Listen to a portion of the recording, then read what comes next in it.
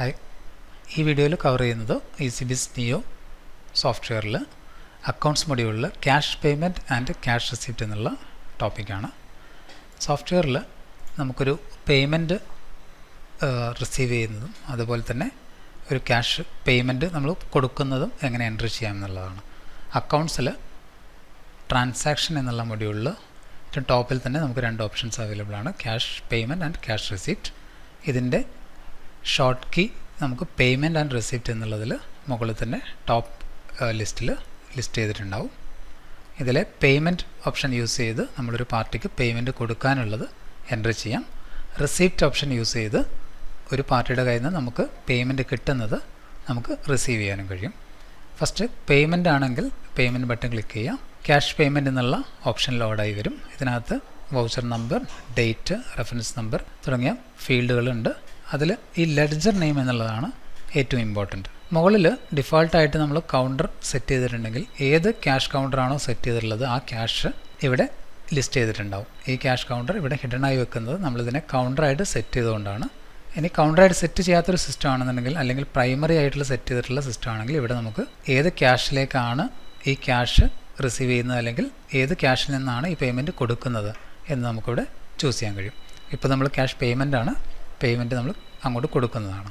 അതിനുശേഷം ഇവിടെ ഏത് പാർട്ടിക്കാണ് പേയ്മെൻറ്റ് കൊടുക്കുന്നതെന്നുള്ള ലെഡ്ജർ സെലക്ട് ചെയ്യാം. കീബോർഡ് യൂസ് ചെയ്തിട്ട് സെലക്ട് ചെയ്യാം. For example ABC private limited. Enter button press ചെയ്യുന്നു. അതിനുശേഷം ആ പാർട്ടിക്ക് എത്രയാണ് എമൗണ്ട് കൊടുക്കുന്നത്, ഒരു 5000 രൂപയാണെങ്കിൽ 5000 എൻട്രി ചെയ്യാം. നെക്സ്റ്റ് ലൈൻ നരേഷനാണ്. നരേഷനിൽ നമുക്ക് എന്താണോ നരേഷൻ കൊടുക്കാനുള്ളത് അത് എൻട്രി ചെയ്യാം. Example being cash paid for, എന്താണോ എൻട്രി ഇന്ന പർച്ചേസിന് അഗെയിൻസ്റ്റ് ആയിട്ട് കൊടുക്കുന്നത് അല്ലെങ്കിൽ എന്തെങ്കിലും നരേഷൻ കൊടുക്കാനുള്ളത് നരേഷൻ കൊടുക്കാം.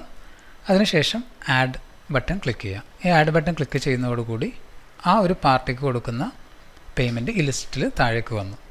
ഇനി കൂടുതൽ പാർട്ടിക്ക് പേയ്മെൻറ്റ് കൊടുക്കുന്നുണ്ടെങ്കിൽ നമുക്ക് അടുത്ത പാർട്ടിയെ ചൂസ് ചെയ്യാം. എക്സാമ്പിൾ സപ്ലയർ 1 എന്നുള്ള സപ്ലയർക്ക് 1000 രൂപ കൊടുക്കുന്നു. എൻ്റർ ബട്ടൺ പ്രസ് ചെയ്യുന്നു. നരേഷൻ എന്തെങ്കിലും കൊടുക്കുന്നുണ്ടെങ്കിൽ അത് എൻ്റർ ചെയ്യാം. അതിനുശേഷം ആഡ് എന്നുള്ള ബട്ടൺ ക്ലിക്ക് ചെയ്യാം. ഇപ്പോൾ ടോട്ടൽ താഴെ നോക്കിക്കഴിഞ്ഞാൽ അറിയാൻ പറ്റും എത്രയാണ് നമ്മൾ പേയ്മെൻറ്റ് സെലക്ട് ചെയ്തിട്ടുള്ളത്. ABC പ്രൈവറ്റ് ലിമിറ്റഡിന് 5000, സപ്ലയർ 1ന് 1000. ഇത് രണ്ടും താഴെ എൻ്റർ ചെയ്ത് ചെയ്യാം. റിമാർക്ക് എന്തെങ്കിലും ആഡ് ചെയ്യാനെങ്കിൽ റിമാർക്ക് ആഡ് ചെയ്യാം. റെഫറൻസ് നമ്പർ മാൻഡേറ്ററി അല്ല, റെഫറൻസ് നമ്പർ ഉണ്ടെങ്കിൽ റെഫറൻസ് നമ്പർ കൊടുക്കാം. അതിനുശേഷം സേവ് ബട്ടൺ ക്ലിക്ക് ചെയ്യാം. ഈ സേവ് ബട്ടൺ ക്ലിക്ക് ചെയ്യുന്നതോടുകൂടി ഈ രണ്ട് പാർട്ടിയിലേക്കും 1000 ഇപ്പോൾ നമ്മൾ സെലക്ട് ചെയ്ത എമൗണ്ട് ലെഡ്ജറിൽ ചെക്ക് ചെയ്താൽ പേയ്മെൻറ്റ് കൊടുത്തതായിട്ട് കാണിക്കും. അതുപോലെ തന്നെയാണ് ക്യാഷ് റെസിപ്റ്റ് ഓപ്ഷനും. മുകളിലുള്ള വിൻഡോയിലെ ക്യാഷ് റെസിപ്റ്റ് എന്നുള്ള ബട്ടൺ സെലക്ട് ചെയ്യുക. റെസിപ്റ്റ് ബട്ടൺ ക്ലിക്ക് ചെയ്ത് കഴിഞ്ഞാൽ same cash payment and cash receipt same window ആണ്. ഇതിൽ ക്യാഷ് റെസിപ്റ്റ് എന്നുള്ള ഹെഡിങ് ആയിരിക്കും ഉണ്ടാവുക. അതിനുശേഷം നമ്മൾ പർട്ടിക്കുലർ കസ്റ്റമർ പേയ്മെൻറ്റ് കൊടുക്കുന്നത് നമ്മളെപ്പോഴും കസ്റ്റമർക്കായിരിക്കും അല്ലെങ്കിൽ ഒരു പാർട്ടിയെ സെലക്ട് ചെയ്യുക. കൊടുക്കുന്ന എമൗണ്ട് എൻ്റർ ചെയ്യുക. നരേഷൻ എൻ്റർ ചെയ്യുക. ആഡ് ബട്ടൺ ക്ലിക്ക് ചെയ്യുക. അതിനുശേഷം ഇവിടെ ടോട്ടൽ എമൗണ്ട് ക്രോസ് ചെക്ക് ചെയ്തതിന് ശേഷം remark or reference number enter ചെയ്യുക. സേവ് ചെയ്യുക. ഇത് സേവ് ചെയ്ത് കഴിഞ്ഞാൽ ആ പർട്ടിക്കുലർ പാർട്ടിയുടെ ലെഡ്ജറിൽ ആ എമൗണ്ട് റിഫ്ലക്റ്റ് ആയിട്ടുണ്ടാവും.